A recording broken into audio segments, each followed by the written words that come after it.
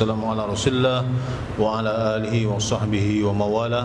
Alhamdulillah, kita memanjatkan syukur kepada Allah Subhanahu wa taala pada tengah hari ini dapat sama-sama kita berkumpul berada di Masjid Jemaah Soleh untuk sama-sama kita melaksanakan solat zuhur berjemaah, dan sekaligus kita dapat sama-sama duduk dalam majlis ilmu dan kita niatkan i'tikaf insya-Allah. Mudah-mudahan segala amal ibadah kita ini diterima oleh Allah Subhanahu wa taala. Amin ya rabbal alamin.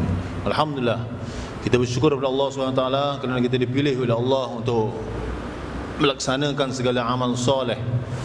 Salah satu dalam amalan-amalan yang telah kita lakukan dalam solat tersebut, kita banyak beristighfar kepada Allah SWT. Inilah salah satu taubat ataupun permohonan pengampunan dari Allah SWT.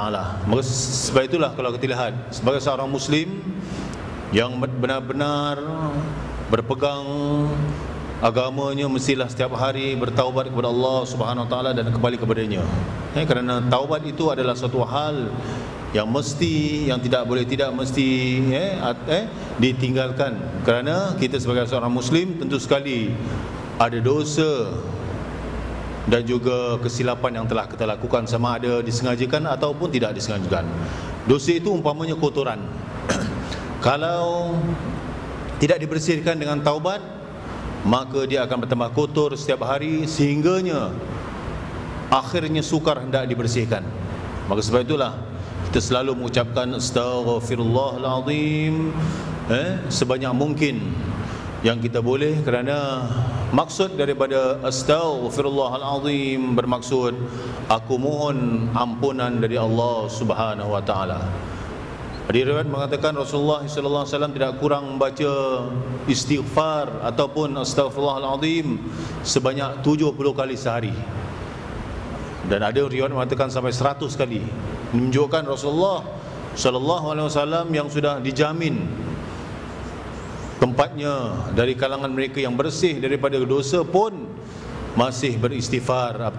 Apatah lagi kita sebagai umatnya, sebagai hamba kepada Allah SWT, tentulah istighfar ini menjadi satu kepentingan dan juga kemestian bagi kita, kerana kita tidak luput daripada melakukan dosa dan juga kesilapan. Perlu manusia bertaubat sekurang-kurangnya ialah kerana berapa sebab? Di sini ada 3 sebab yang mengapa manusia itu perlu bertaubat setiap hari. Oleh sebab manusia itu tidak sepi daripada salah dan juga silap ataupun dosa, maka Allah dan Rasulnya menganjurkan supaya setiap mukmin itu selalu bertaubat. Dan yang kedua, orang yang menanggung dosa itu sentiasa dalam bahaya. Mengapa? Kerana apabila dia mati padahal dia belum bertaubat kepada Allah Subhanahu wa taala, sedangkan dia belum bertaubat, sebab itu ditakuti dosa yang dibawa tadi amat berat yang mesti dihapuskan dengan taubat tadi. Dan yang ketiga adalah Tuhan, yakni Allah Subhanahu wa taala yang Maha Pengampun lagi Maha Penyayang, dan sangat suka kepada hamba-hambanya yang datang bertaubat kepadanya. Maka mengapakah sampai menghilangkan peluang bertaubat itu? Cuba kita lihat dalam firman Allah Subhanahu wa taala, di mana Allah Subhanahu wa taala telah menegaskan dalam surah An-Nur ayat yang ke-31, Allah Subhanahu wa taala mengatakan, wa tubu ilallahi jami'a ayyuhal mu'minun la'allakum tuflihun.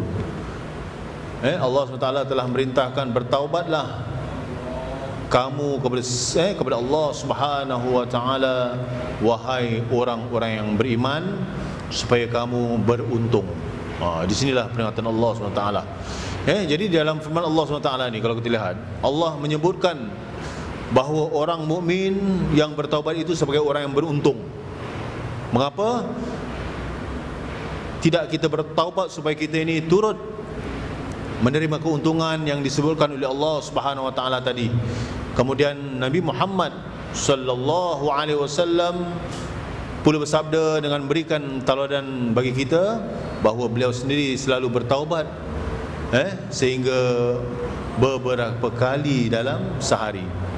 Inilah peringatan Allah dan Rasulnya supaya kita sentiasa bertaubat kepada Allah dengan sabda Rasulullah sallallahu alaihi wasallam, ya ayuhan nas tubu ilallahi wastaghfiruh fa inni atubu ilaihi fil yaumi mi'ata marrah. Ini Rasulullah sallallahu alaihi wasallam telah bersabda. Jadi wahai manusia, bertaubatlah kamu kepada Allah dan pohonlah keampunan daripadanya, kerana aku sendiri, kata Rasulullah, sentiasa bertaubat sehingga dalam sehari sampai 100 kali. Ini ucapan astaghfirullahalazim. Jadi sebutan 100 kali tadi yang diucapkan oleh Rasulullah sallallahu alaihi wasallam bertaubat pada sehari semalam. Kalaulah Nabi sallallahu alaihi wasallam yang tiada berdosa ataupun yang terpelihara dosanya tadi, yang telah diampunkan oleh Allah Subhanahu wa taala tadi, sentiasa bertaubat atau mengucapkan istighfar, maka apatah lagi kita sendiri yang banyak dosa. Maka wajarlah kita sebagai hamba Allah yang sentiasa melakukan dosa, setiap waktu memohon keampunan Allah Subhanahu wa taala untuk menghapuskan dosa kita. Jadi semacam saya memesan kepada diri saya dan juga tuan-tuan haji sekalian, marilah kita sentiasa beristighfar kepada Allah Subhanahu wa taala, kerana orang mukmin, orang yang beriman harus menyedari dirinya bahawa jika dia tidak segera bertaubat, ditakuti ia mati dengan memikul banyak dosa yang belum dihapuskan. Itu yang kita bimbang. Jadi apa salahnya kalau dia selalu bertaubat? Bukankah itu akan membawa keuntungan buat dirinya? Kemudian jangan sampai dia menganggap dirinya itu bersih dari dosa. Ini dalam pemahaman kita jangan ada anggap aku ni sudah bersih dari dosa, atau seolah-olah dia tidak pernah berbuat salah dan dosa. Kerana itu adalah sikap orang munafik. Dia mengaku dirinya betul, dirinya bersih, adapun dia tahu dirinya berdosa tetapi diremehkan dosa-dosanya itu. Itu yang kita takut. Dan tidak takut akan balasan Allah Subhanahu wa taala ke atas dosa-dosa itu. Ini adalah suatu hal yang membahayakan diri seorang tadi, dan jika dia tidak sedar dan kembali ke jalan yang benar, dia akan rugi. Jadi begitulah keadaan orang-orang beriman. Dan Allah SWT sendiri suka kepada orang yang bertaubat, seperti firman Allah Subhanahu wa taala, innallaha yuhibbut tawwabina wa yuhibbul mutatahhirin. Sesungguhnya Allah suka, sayang kepada orang yang bertaubat, dan juga Allah suka kepada orang-orang yang menjaga kebersihan. Jemaah yang dirahmati sekalian, alhamdulillah kita bersyukur kepada Allah Subhanahu wa taala kerana kita sentiasa melakukan kebaikan. Kebaikan itu sendiri akan menghapuskan kesalahan yang dilakukan. Seseorang tadi apabila dia melakukan satu dosa atau kesalahan yang boleh membawa kepada dosa, dia tidak bertaubat, dia akan menjadi hamba-hamba yang rugi. Malahan orang-orang semacam ini dia pula menceritakan kepada orang lain yang aku ni melakukan ini. Inilah bahayanya orang-orang yang semacam ini. Sebab itu kalau kita lihat, bahaya menunda-nunda taubat juga menjadi satu kesalahan dan juga dosa. Sebab itu kalau kita lihat, bila seorang itu sedar akan kesalahan dan dosa yang dilakukannya, lalu dia ingin bertaubat kepada Allah, tetapi dia tidak segera melaksanakan taubat itu dengan alasan-alasan yang bermacam-macam, maka itu adalah suatu tindakan yang tidak bijaksana. Dia melengah-lengahkan, sedangkan dia tahu dia meninggalkan sembahyang, dia tak berpuasa, dia tunggu, dia tangguh dan sebagainya, maka orang ini tidak bijaksana. Yang betul hendaklah ia segera menjalankan taubatnya. Seperti mana kita sedia maklum, hentikan perbuatan-perbuatan yang salah dilakukan tadi, sebab manusia tidak dapat tahu bila ajalnya akan sampai. Itulah yang kita takut. Kalau dia mati sebelum bertaubat, bukankah itu suatu kerugian yang besar? Padahal ia telah disedarkan Allah Subhanahu wa taala akan kesalahan-kesalahannya mengapa dia sampai meremehkan perkara ini. Dan kadang-kadang ia menjadi satu istidraj. Istidraj ni apa? Dia hidup dalam keadaan senang, dia hidup dalam keadaan mewah, hidupnya sentiasa, tiba-tiba Allah tidak mengujinya. Yang ditakuti dan yang menjadi masalah nanti apabila dia mati, disitulah dia baru menyesal sesalan yang tidak ada gunanya. Jadi orang yang menunda-nundakan taubatnya bersuatu masa yang tertentu tanpa sebab, dan ini juga adalah suatu kekeliruan yang besar juga. Kerana apa? Umpamanya dia berjanji kepada dirinya, nantilah besok-besok saja aku akan berhenti dari perbuatan maksiat itu dan aku akan bertaubat contohnya. Tetapi betapa besar besok yang telah berlalu. Kadang-kadang sampai tak ada esok, esok baginya. Kerana apa? Dia menangguh-nangguhkan perbuatan maksiat yang telah dilakukannya tadi. Dan sebab itulah Ibnu Abbas radhiyallahu anhu telah meriwayatkan suatu sabda Rasulullah sallallahu alaihi wasallam, halakal mutasawwifun, telah binasalah orang-orang yang menunda-nundakan taubat tadi. Ini satu apa? Celaan Rasulullah sallallahu alaihi wasallam. Dan satu riwayat hadis juga mengatakan sesungguhnya Allah Subhanahu wa taala akan menerima taubat seseorang hamba selama rohnya tadi belum sampai di tengkorok, hampir mati. Selagi itulah diterima. Tapi bila dia nak mati, dia baru nak bertaubat, taubatnya tak terima oleh Allah Subhanahu wa taala. Satu ketika Fir'aun ni yang kezalimannya memang sudah diketahui. Saat dia nak mati tu diriwayatkan dia ingin bertaubat kepada Allah. Saat itu dia nak bertaubat, tapi taubatnya tidak diterima oleh Allah. Ketika dia ditenggelami oleh apa? Lautan apa? Merah. Bagi masuk orang tahu. Dan ketika dia melalui satu ruang di mana dia nak mengejar Nabi Musa tadi, dia telah ditenggelami oleh air, dan ketika itu dia ingin bertaubat, tetapi Allah Subhanahu wa taala tidak menerima taubatnya. Inilah hal keadaan Firaun tadi.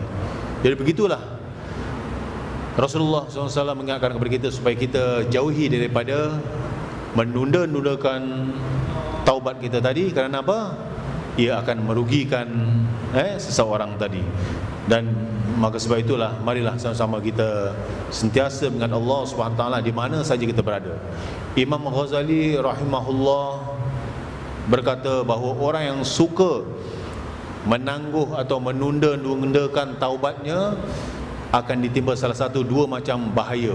Ini mengikut pendapat Imam Ghazali. Yang pertama sekali, daki atau daki dosanya tadi. Dosa pun ada daki, bukan badan kita ada daki.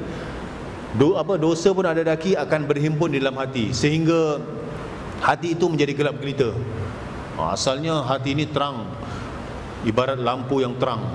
Tetapi apabila tombok-tombok hitam tadi menyelumbungi, menutup hati tadi kerana dia melakukan banyak dosa, semakin lama kelamaan hati tadi ditutupi oleh hitam tadi, dan ia tebal hingga menjadi karat.